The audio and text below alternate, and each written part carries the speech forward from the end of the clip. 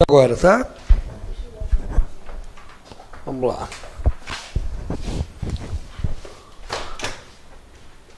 Isso é duro esse negócio de microfone, né?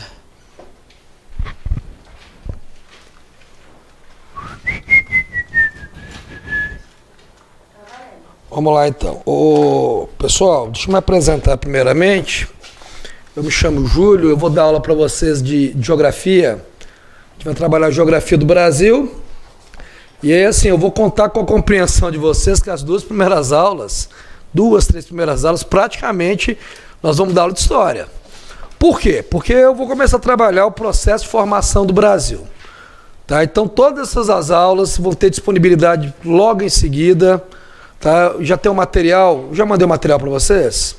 Já mandei, acredito, né? Então, assim, eu vou mandar o material, eu vou reenviar o material para a Natália. E aí fica disponível para quem tiver interesse, o próprio curso, de repente, ele vai postar esse material na plataforma. Então, o que nós vamos trabalhar? Vamos trabalhar processo de formação do Brasil. E aí você vai perceber, eu vi até aqui que o professor Clécio, de História, ele começou a trabalhar a expansão ultramarina. Então, nós vamos partir da expansão ultramarina para tentar entender por que o Brasil tem essa configuração que a gente conhece hoje. Por exemplo, o Brasil hoje, ele tem quantas unidades federativas? 27 unidades federativas. E são quantos estados? 26 estados e o Distrito Federal, ok? Por que o Distrito Federal ele não é considerado um estado? Por dois motivos. Primeiro, porque a Constituição Federal, no seu artigo 32, ela veta que o Distrito Federal seja dividido em municípios. Seria uma questão estratégica. Porém, nós temos lei orgânica, e essa lei orgânica permite que a gente seja dividido em 31 regiões administrativas. Então, nós vamos começar a compreender qual é essa diferença de Distrito Federal, qual a diferença de uma região metropolitana para uma RID, que a gente é uma RID, não é? A gente é uma região integrada do Distrito Federal e do entorno. Então, esses aspectos são importantes. Primeiro, a gente tem que compreender como é que se formou o Brasil. Aquela brincadeira do Acre, né? Fala, será que o Acre existe? Existe. E ele foi comprado no ano de 1903 por um valor de 2 milhões de libras esterlinas, quando o Brasil comprou da Bolívia. Então, estas questões, elas vão o quê? Vão ser o elemento que vai guiar a gente. Guiar para o quê? Para a gente compreender o processo de formação do Brasil e, a partir desse processo de formação, a gente entender os aspectos econômicos, políticos, sociais, físicos que envolvem o território brasileiro. Então, nós vamos partir de quê? Nós vamos começar a brincar hoje, tá? Só uma hora, formação territorial do Brasil. Então, vamos lá, formação territorial do Brasil. Você percebe que os professores de humanas, ele tem uma letra diferenciada, né? Você viu o professor de história, agora você pega o professor de geografia. E isso aqui é o momento de você vencer o seu primeiro desafio, conseguir entender a letra do professor. Se você consegue vencer esse desafio, você está praticamente aprovado no concurso. Então nós vamos começar a brincar com o processo de formação. E aí eu vou aproveitar um pouco da aula que vocês viram anteriormente e eu vou partir de quando para eu começar a pensar nesse processo de formação. Vou lá no século XV. Século XV, século XVI. O que estava rolando no século XV e no século XVI? O movimento das grandes navegações. Viu como é que é uma parceria história e geografia? Movimento das grandes navegações. Que você pode chamar de grandes navegações, você pode chamar de expansão marítima, ou você pode chamar também de expansionismo europeu. A expansão marítima é um movimento caracterizado por uma busca de um caminho alternativo para as Índias. Então vamos colocar aqui, ó. Expansão marítima é um movimento voltado à busca de um caminho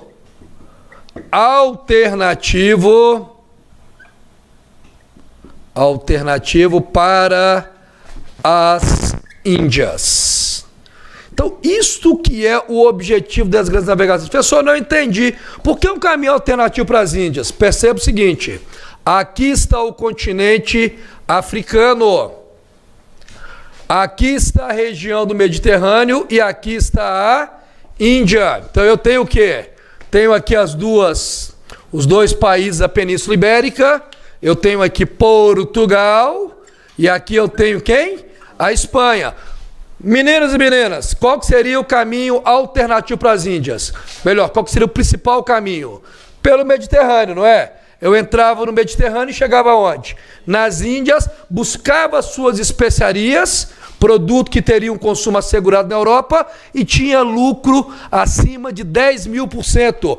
Porém, esta região aqui, ela passa a ser controlada, ora pelas cidades italianas de Gênova e Veneza, ora pelos mouros. Você conhece os mouros? Quem que são os mouros? Tá? Os muçulmanos, né? Mas vamos melhorar aqui.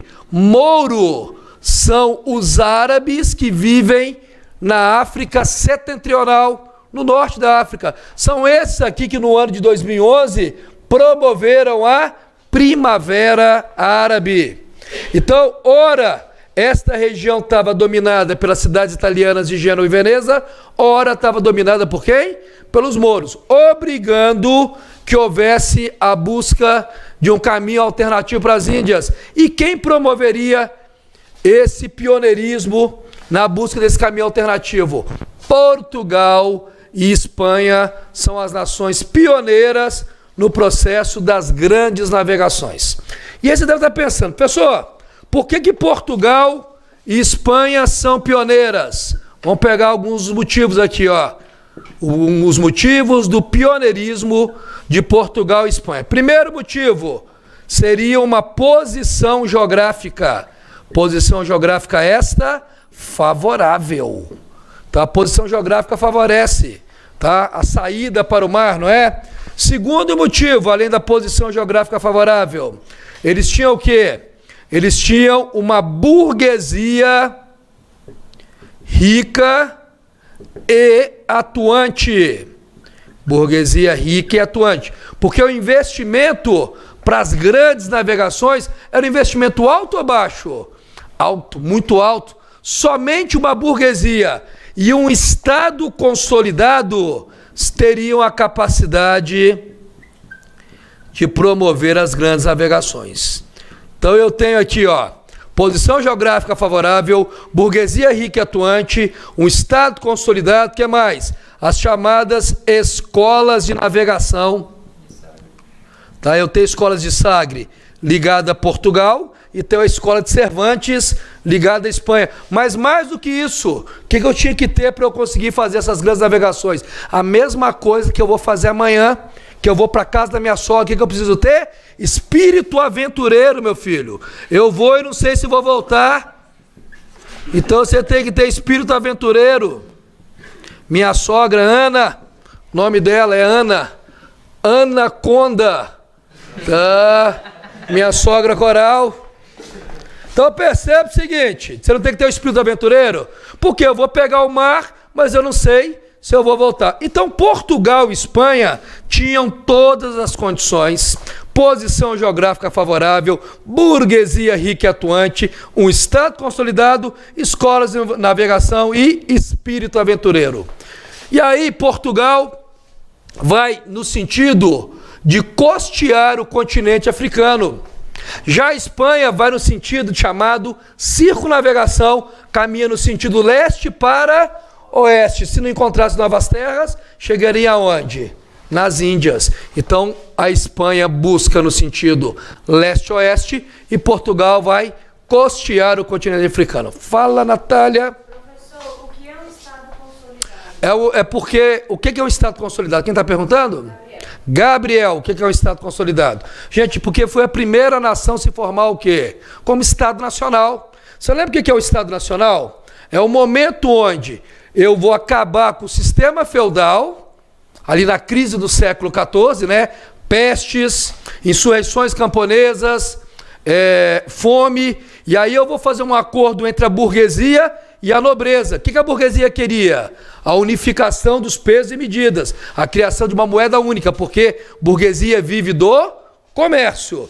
E a nobreza queria o quê? O estabelecimento da ordem. E quem poderia promover essa ordem? A burguesia, através da contratação de um exército forte, mercenário, para estabelecer a ordem. Então, quando há esta união entre a burguesia e a nobreza, consolidando um Estado, formando um país, eu tenho o que nós chamamos de Estados nacionais. E neste período, no século XVI, tanto Portugal quanto a Espanha eram Estados nacionais. E por que isso é fundamental? Porque somente com o Estado nacional que eu vou conseguir promover um forte investimento para o estabelecimento de novas tecnologias da época que promova a saída do homem para o mar. Então é um investimento muito alto. A burguesia não ia conseguir fazer se não tivesse um Estado que recebia tributos capaz de investir nessa proposta das grandes navegações. Está claro isso? Então, Portugal e Espanha vão fazer as grandes navegações. E, finalmente, a Espanha, no ano de 1492, descobre novas terras. Quem descobre novas terras? Colombo.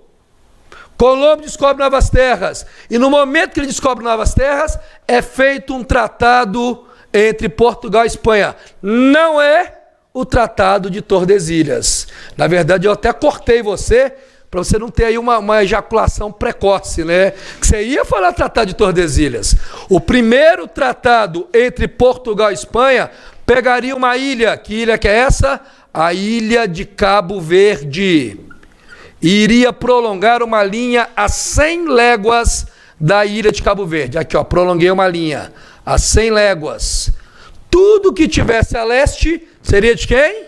De Portugal. Tudo que tivesse a oeste seria de quem?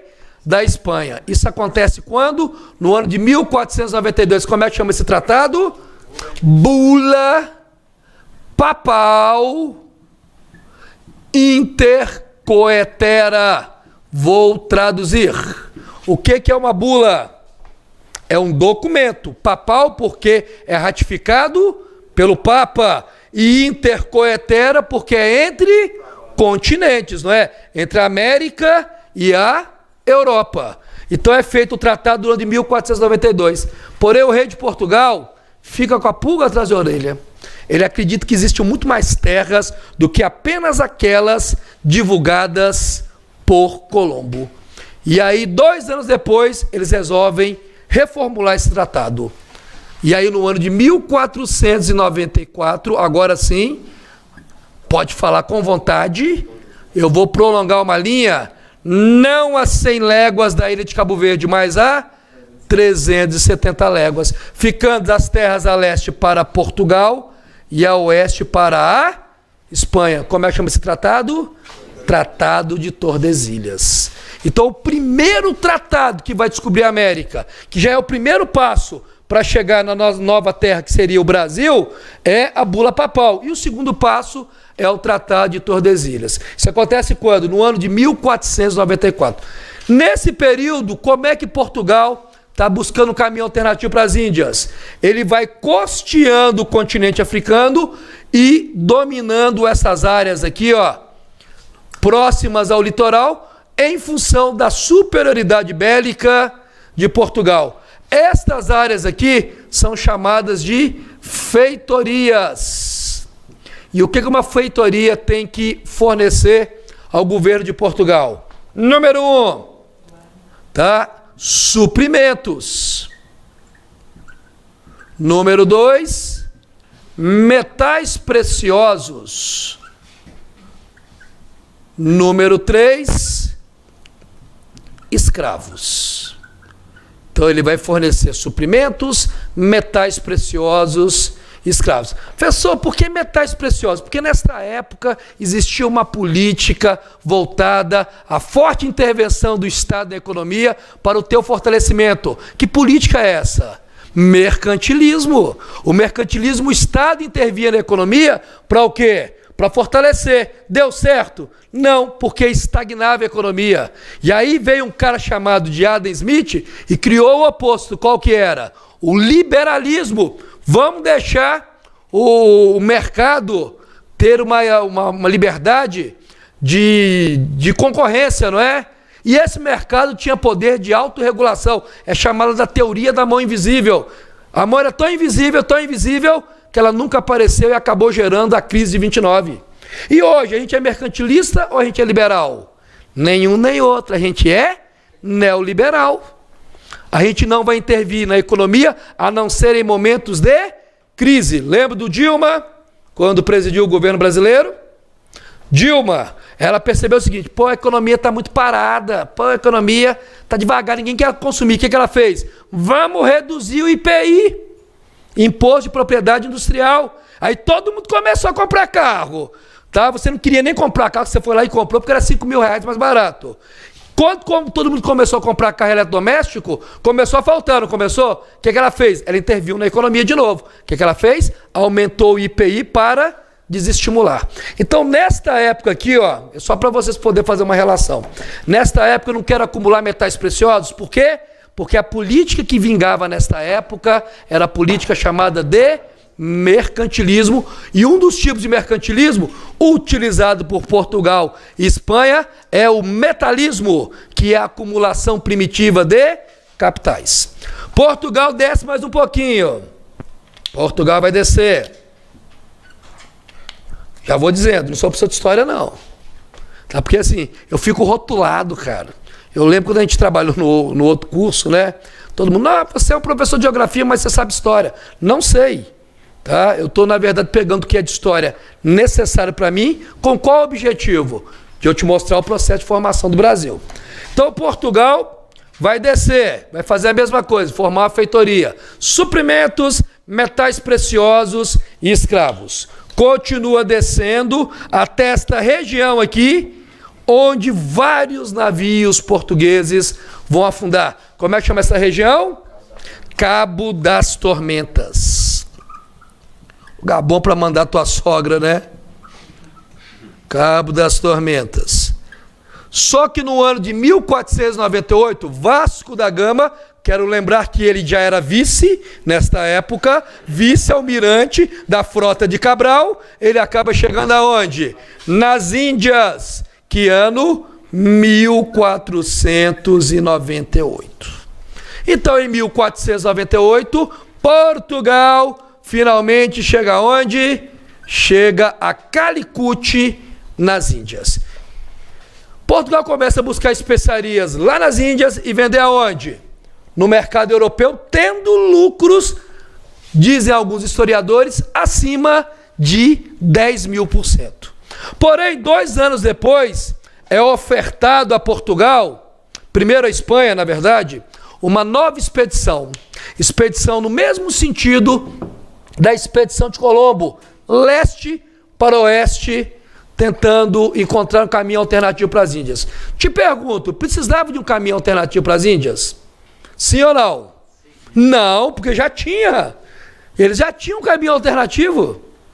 Então, na verdade, a Espanha, ela não tem interesse, por quê? Porque ela descobriu as Américas e ela está atuando muito na América Central e particularmente na América do Norte, no México, promovendo um processo chamado de pilhagem. Eles acumularam demais ouro e prata. Então eles interessam fazer uma nova expedição? Não. E aí Pedro Álvares Cabral pega a tua viola e vai oferecer o seu serviço para quem? Para Portugal. E Portugal resolve comprar a ideia. Portugal fala, beleza, você vai em qual sentido? Eu vou no sentido leste para oeste, eu vou tentar encontrar novas terras. Se eu não encontrar, eu dou a volta e chego aonde? Nas Índias. Então aquela conversa fiada que existe aí, que fala, o Brasil foi descoberto por acaso. Pegaram algumas embarcações, Nina, Pita e Santa Maria, houve uma tempestade e o Brasil foi descoberto por acaso. Vamos melhorar isso. Pegaram 3 embarcações famosas, Pita, Nina e Santa Maria. Houve uma tempestade? Sim. Mas quando houve essa tempestade, o que aconteceu? Eles se desorientaram. E aí eles chegaram, meses depois, em uma nova terra, e ele acreditava que tinham chegado aonde? Nas Índias. Só que depois de alguns dias, a ficha caiu, e eles perceberam que tinham chegado aonde? No Brasil. Cabralha. Então, no ano de 1500, eles acabam chegando no Brasil. 1500 começa, agora sim, a aula de geografia, processo de formação do Brasil. Chegaram no Brasil no ano de 1500. Vocês estão me acompanhando até aqui? Chegaram no Brasil. Quando chegaram no Brasil em 1500, eles resolveram colonizar o Brasil de imediato? Sim ou não? Não, tá? Então 1500 é o quê? É a chegada dos portugueses no Brasil. Só que quando eles olharam para o Brasil, eles perceberam que o nativo brasileiro, diferente do que acontecia no México e na América Central, eles não adornavam metais preciosos. Eram o quê? Não vou dizer primitivo, porque não é a palavra adequada, né? Porque não existe cultura mais primitiva do que a outra. Cultura nada mais é do que a visão que você tem em relação ao mundo que te cerca. Mas o nosso não adornava metais preciosos, que era o grande interesse dos portugueses e dos espanhóis. E eles olharam para o Brasil e falaram, pô, estou tendo tanto lucro aqui com o comércio oriental, que o Brasil vai ficar em segundo plano. E aí, esta expedição, quando chegou no Brasil, a expedição de Colombo, quando chega no Brasil, o que ela tem que fazer?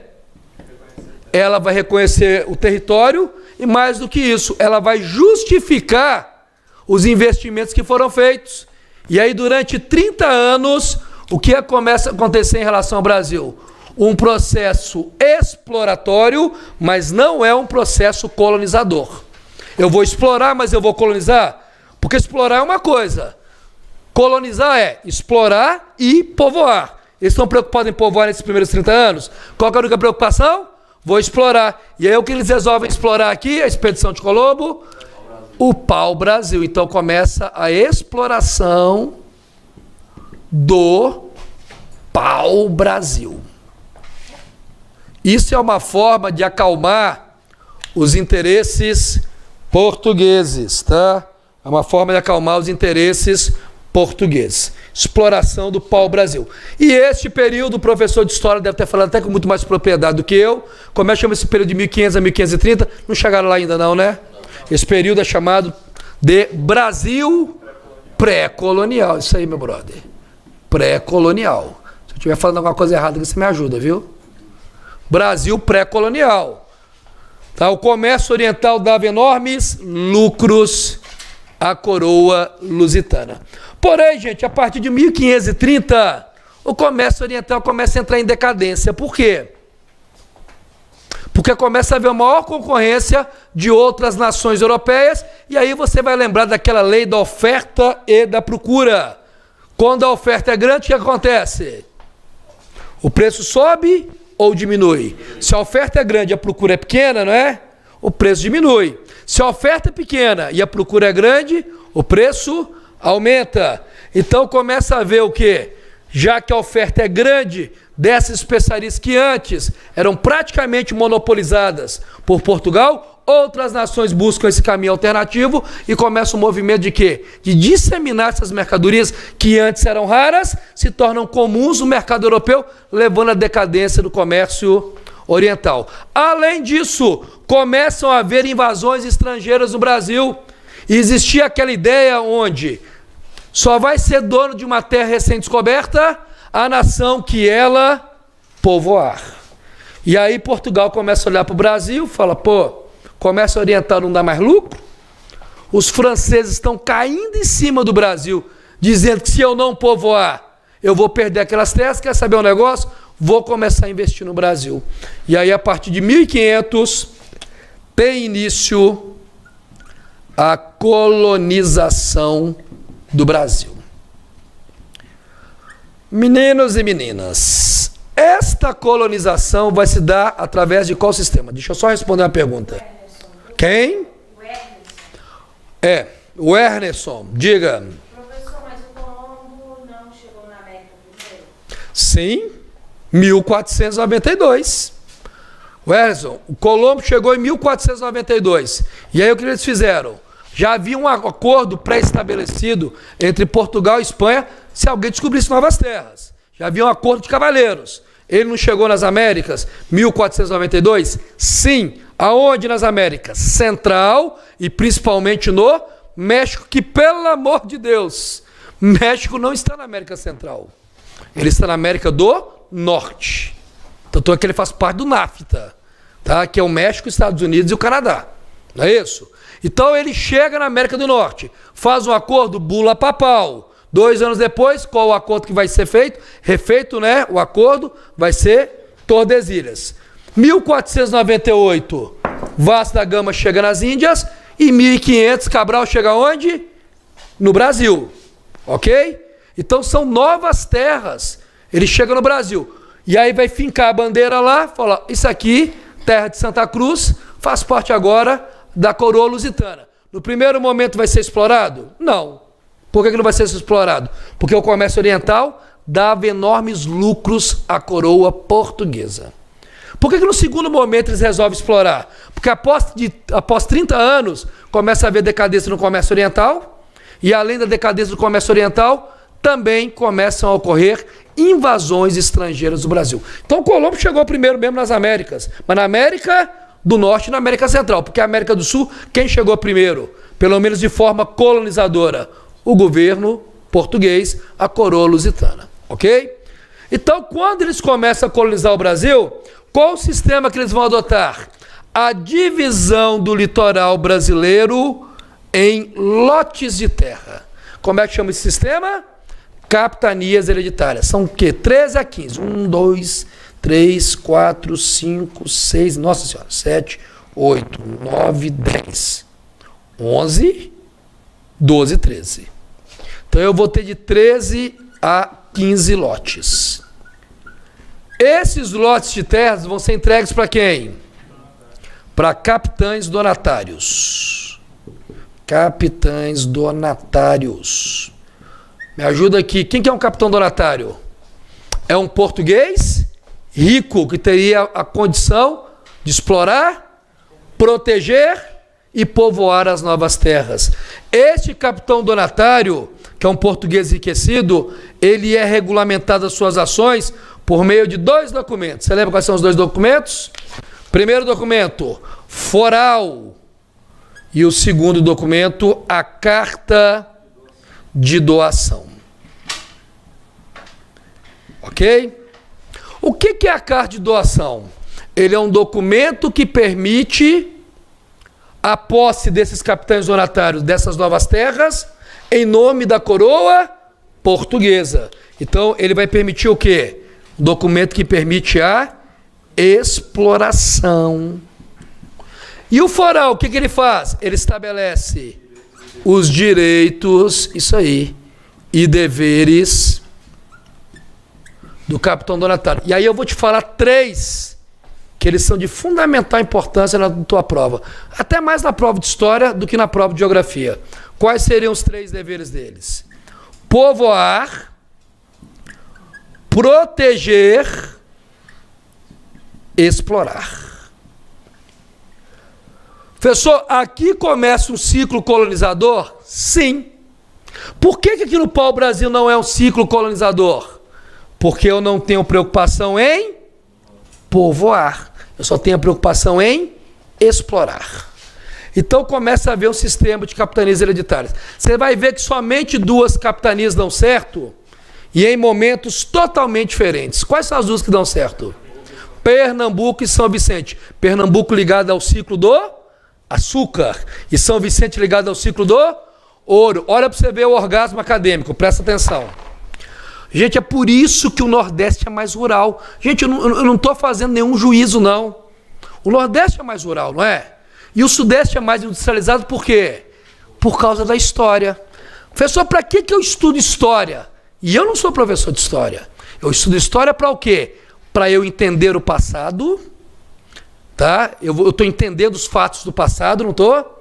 E com isso eu compreendo o meu presente, eu estou vislumbrando o meu futuro. Me diga qual que era o ciclo da região Nordeste. Açúcar, O açúcar não está ligado mais à agricultura, à terra, por isso que o Nordeste é mais rural. E quem que era a capital do Brasil enquanto o ciclo do açúcar predominou? Salvador. Salvador foi capital do Brasil enquanto que o ciclo do açúcar ele predominava como principal atividade da economia brasileira.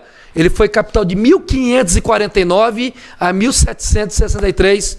Quando o ciclo do açúcar entra em decadência, qual ciclo econômico que eu vou utilizar? O do ouro. E aí eu vou deslocar quem para a capital? O Rio de Janeiro, que vai ser capital de 1763 até o dia 21/4 de 1960. Então você percebe que a capital também, ela tinha, nesta época, quando foi Salvador, quando foi o Rio de Janeiro, ela tinha uma relação com o quê? Ela tinha que estar próxima das áreas geradoras de grandes tributos, não é? De grande economia. Hoje é assim? Hoje é uma descentralização, não é? Brasília, o que Brasília é? Capital administrativa. Mas ela é o centro econômico do Brasil? Não. Quem é o centro econômico? Perdão, São Paulo. Aí, começou a falhar. Tem que tomar cerveja. Não que eu queira. Eu não estou aqui para isso. Eu vou tomar porque falou que cerveja hidrata mais do que água. Dizem que cerveja tem mais água que a própria água. Tá? Então, o que acontece? Antes eu tinha os centros econômicos que vinculados às capitais. Hoje eu não tenho. Hoje há um processo de descentralização entre a capital e descentralização entre o coração econômico. Eu vou te contar isso lá no finalzinho do curso, quando eu te explicar o que é RID. Tá? Eu vou contar a história de Brasília. Eu vou te contar isso. Aguenta aí. Então, pessoal, eu tenho dois documentos. Foral e carta-doação. E aí, quem que vai ser a capitania que vai se destacar? A capitania de Pernambuco. Isso no século XVI. Pessoal, na capitania de Pernambuco, eu vou adotar qual ciclo econômico? Não é o ciclo do açúcar? E aí eu te pergunto, o ciclo do açúcar, por que eu vou adotar nesta região, eu vou escolher cultivar açúcar? Na verdade, cultivar cana-de-açúcar, né? Por que eu vou escolher? Primeiro motivo, me ajuda aí. O que tem de interessante aqui para eu cultivar a cana-de-açúcar? Primeiro motivo, o solo e o clima são favoráveis. Professor, qual que é o solo que eu vou cultivar cana-de-açúcar? Alguém lembra? É o solo de Massapê. Guarda isso. Deixa eu ver onde que eu vou colocar isso aqui, ó. Vamos colocar aqui, ó. O solo é o solo de Massapê. Não confundir com o solo que é bom para plantar café. Como é que ele chama? Terra roxa. Que não tem nada de roxa a terra, não é? É porque os italianos foram para São Paulo e aí começaram a falar o quê? Roça, roça, roça. E roça é o quê? Não é vermelha, que na verdade não é roxa, é avermelhada, né? Então, a gente chama de terra roxa, mas ela é avermelhada. Aqui eu vou ter uma terra um pouco amarelada. É o chamado Massapê. Então, o solo e o clima favorável. O que mais que eu tenho, gente? A posição geográfica, você percebe? O que mais, meu brother? Pode falar aí, eu te interrompi. O que mais que você acha aí? Ah, tá passando a folha. Entendi. Achei que você estava entusiasmado, tá? Mas tudo bem. Então, o teu solo e o clima favorável, posição geográfica, e eu tenho também o que, gente? Eu tenho mão de obra. E essa mão de obra aqui vai alternar. No primeiro momento, essa mão de obra vai ser o quê? Dos nativos. E no segundo momento, ela vai ser de quem? Dos africanos. Ok?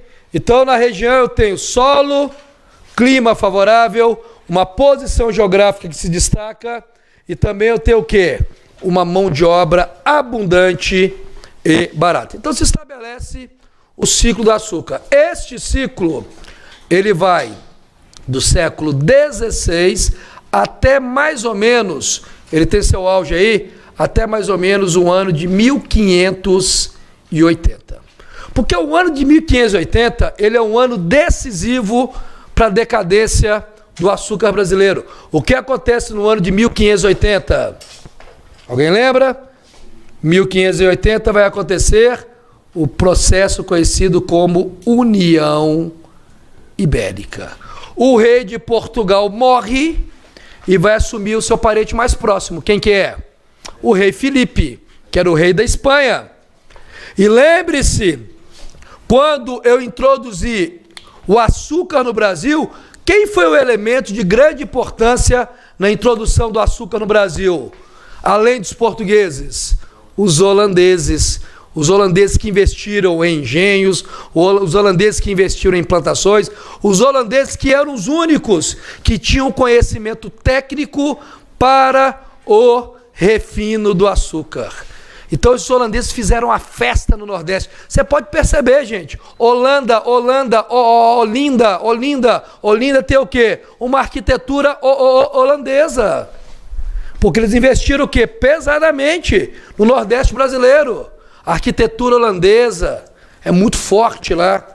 Então, a Holanda, ela tinha o quê? Fortes investimentos aqui durante o ciclo do açúcar. Porém, no ano de 1580, o rei de Portugal morre e vai assumir o seu parente mais próximo, o rei da Espanha, o rei Filipe, que ele era flamenco. E é inimigo de quem?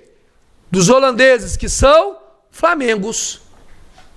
Então começa no Brasil a partir de 1580 até o ano de 1640, período da União Ibérica, começa a ocorrer o que no Brasil? Tem início um movimento caracterizado por inúmeras perseguições a holandeses, que no primeiro momento esses holandeses vão fugir para onde? Para o norte, para o extremo norte do Brasil. No segundo momento, eles lutam, não conseguem permanecer, a chamada insurreição pernambucana, e eles acabam indo para onde? Para a América Central, para qual região? Para a região das Antilhas. E nas Antilhas, qual que era a vantagem? O solo e o clima era favorável. Mão de obra abundante. E além disso, o que mais? Do solo, do clima favorável, da mão de obra abundante. Posição geográfica, e o açúcar brasileiro vai começar a competir com o açúcar holandês. O açúcar holandês esse, feito aonde? Nas Antilhas. Qual que vai ganhar mais mercado? O nacional ou o holandês feito das Antilhas? Claro que é o holandês feito nas Antilhas. Eles não eram açúcar refinado? Isso vai acabar levando o quê? A decadência do açúcar brasileiro. Então, a causa da decadência do açúcar no Brasil está relacionada ao quê, gente? Ao período conhecido por União Ibérica entre os anos de 1580 ao ano de 1640. Então tem o início um movimento caracterizado por inúmeras perseguições holandeses que fogem para a região das Antilhas,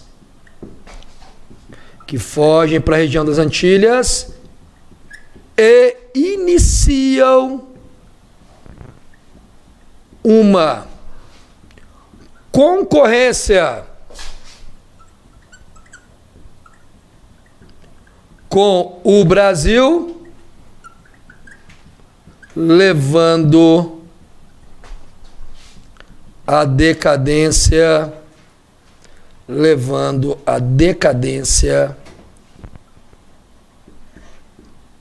do açúcar brasileiro.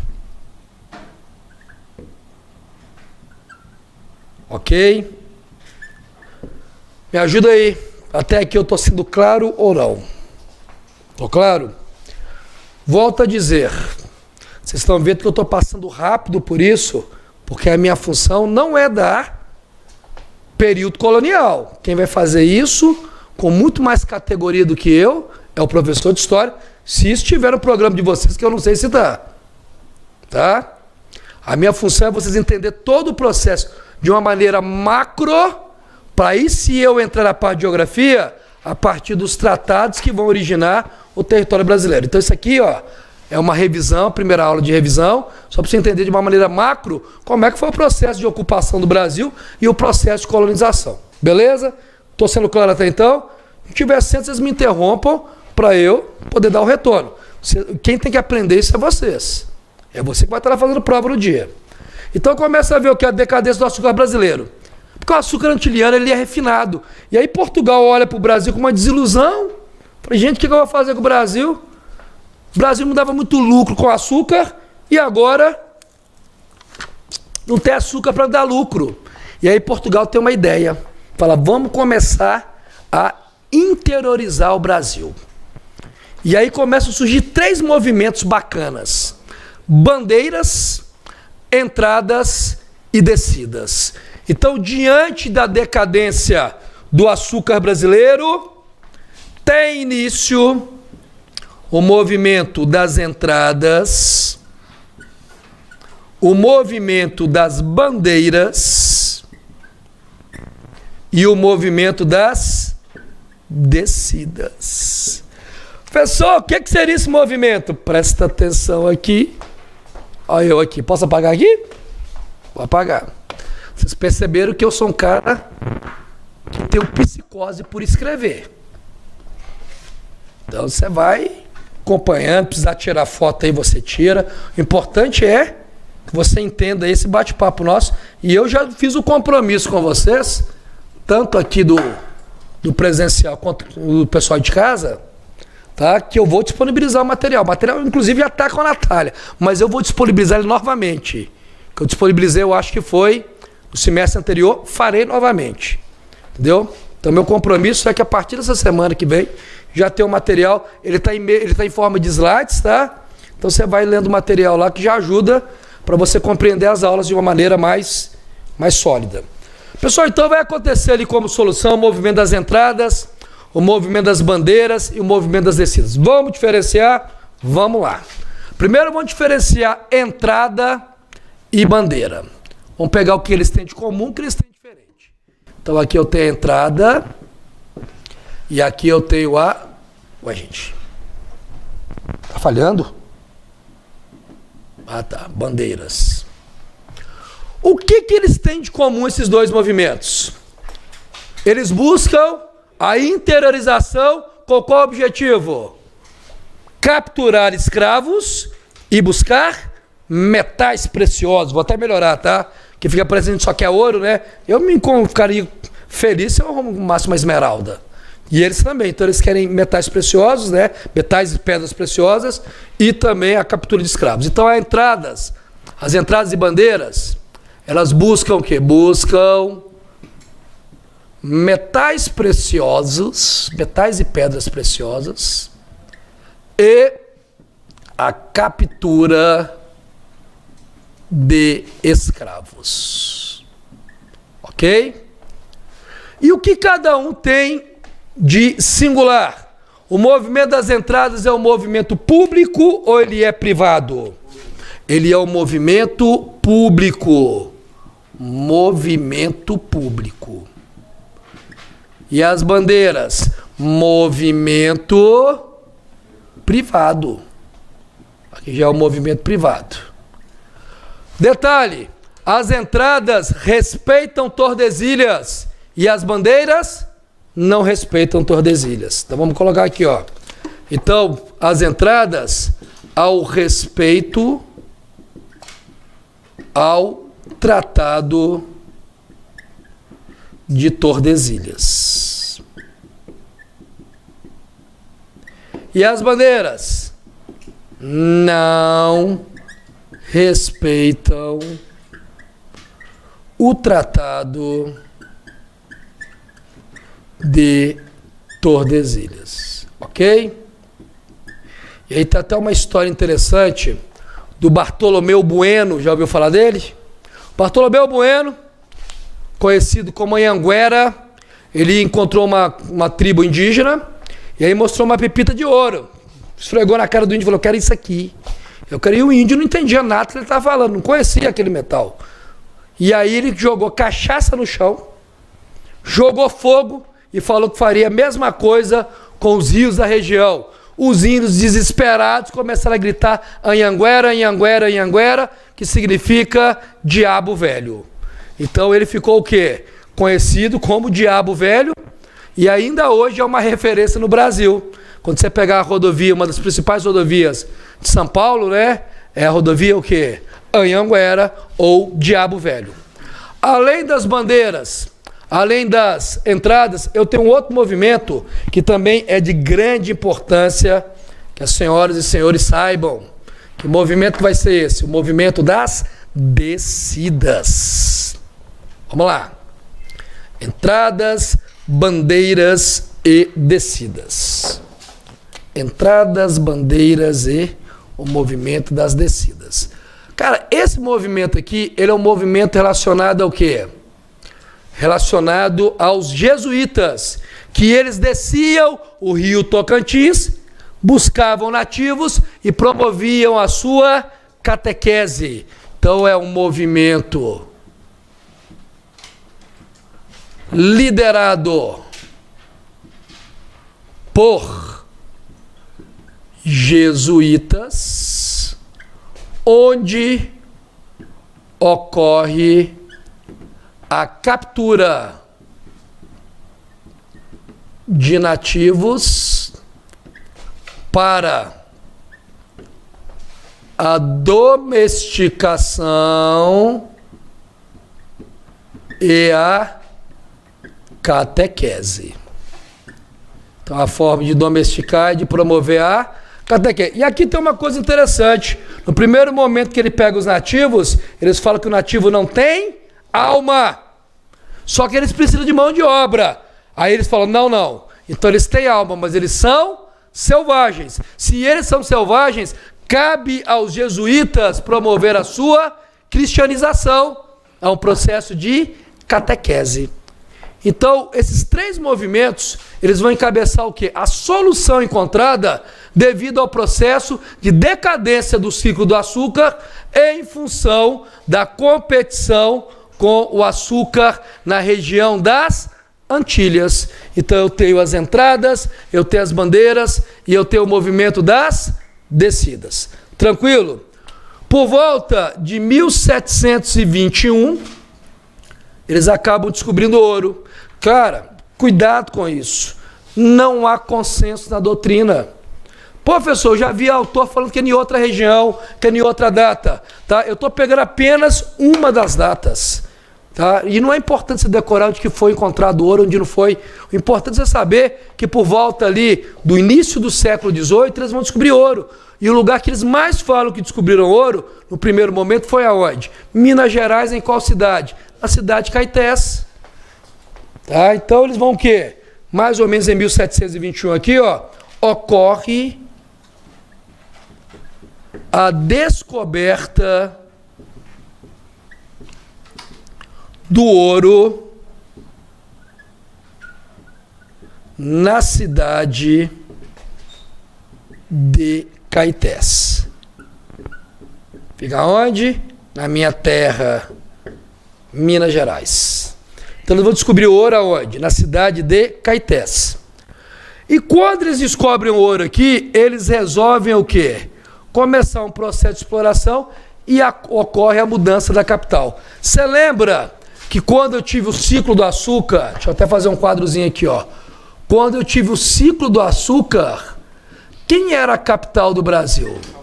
Era Salvador. Aí eu vou colocar as datas aqui, porque facilita a sua orientação. Foi de 1549 a 1763. A partir do estabelecimento do ciclo do ouro, eu tenho um deslocamento da capital. A capital passa a ser o Rio de Janeiro, que vai ser a capital entre o ano de 1763 a 1960, com a criação de Brasília, não é isso? Até porque eles achavam que o fato das duas capitais serem no litoral era muito vulnerável. Quem achava isso? Marquês de Pombal, em 1761, a Inconfidência Mineira, em 1789, o Hipólito José da Costa, que é o fundador do Correio Brasiliense, em 1808, ele achava que a capital era muito vulnerável no litoral. Quem mais achava isso? O Epitácio Pessoa, no ano de 1922, chegou a colocar a pedra fundamental em Planaltina do DF. Até hoje está lá. Então, as duas capitais eram no litoral. Então, descobre-se, em 1721, ouro na cidade de Caetés, e no ano de 1763, eles acabam deslocando a capital para o Rio de Janeiro. Professor, mas havia um problema com o ouro do Brasil. Verdade. O ouro do Brasil, ele era chamado de ouro de aluvião. É um ouro que mais superficial. E o que vai ocasionar o fato do Brasil ter um ouro de aluvião? É o que eu vou te contar na próxima aula. Então, na próxima aula nós vamos começar o quê? A falar dos motivos que levaram à decadência do ouro no Brasil. Então eu queria fazer aqui, para eu finalizar, está faltando 3 minutinhos aqui, eu queria fazer os melhores momentos. Então eu comecei a falar com vocês do quê? Do processo de formação territorial do Brasil, que ele se dá através de qual movimento? Das grandes navegações. Quem foi pioneiro nesse movimento? Portugal e Espanha. Por quê? Posição geográfica favorável, tinha um estado consolidado, tinha escolas de navegações, o que mais? E tinha, o que eu vou fazer amanhã na casa da minha sogra, espírito aventureiro. A Espanha acaba descobrindo as Américas no ano de 1492. Qual que é o primeiro tratado? Bula Papal Intercoetera, prolongando uma linha a 100 léguas da ilha de Cabo Verde. O governo de Portugal gosta disso? Não. 2 anos depois, 1494, ele faz um novo tratado. Qual que é o novo tratado? Tordesilhas. O sistema que Portugal adotou é fazer o contorno das costas da África. Chegando em Calicut, nas Índias, com Vasco da Gama, no ano de 1498. 2 anos depois é ofertado uma expedição para Portugal, no sentido leste-oeste, e acabam descobrindo novas terras, atualmente o território brasileiro. 1500 a 1530, houve colonização do Brasil? Porque o comércio oriental dava lucro. Porém, a partir de 1530, invasões estrangeiras do Brasil, principalmente franceses, e além disso, a decadência do comércio oriental faz que o Brasil comece o seu processo de colonização. Qual é o primeiro ciclo colonizador do Brasil? O do açúcar. Qual que foi o sistema adotado? Capitanias hereditárias. Dava essas terras a um capitão donatário, que era regulamentado por 2 documentos: foral e carta de doação. Foral, direitos e deveres; carta de doação, o direito de explorar. Ok? Pessoal, o açúcar ia muito bem no Brasil, seja porque o solo e o clima eram favoráveis, seja por causa da posição geográfica, seja porque o açúcar dava enormes lucros à coroa lusitana. Porém, o açúcar entra em decadência no Brasil devido a qual movimento? A União Ibérica de 1580 a 1640 leva o açúcar brasileiro à decadência devido à perseguição dos holandeses no Brasil, que migram para as Antilhas, tinham conhecimento do refino do açúcar e começam a competir com o açúcar brasileiro, levando o nosso açúcar à decadência. Isso faz que Portugal busque uma solução para tornar o Brasil lucrativo. Que solução que vai ser essa? O ciclo do ouro, que vai se estabelecer através de um movimento de interiorização, movimento esse vinculado às bandeiras, às descidas e às entradas. Ouro é descoberto no Brasil no século XVIII, porém é um ouro de aluvião, é um ouro superficial. E na próxima aula eu vou te contar os motivos da decadência do ciclo do ouro do Brasil. Um abraço, muito obrigado, até a próxima.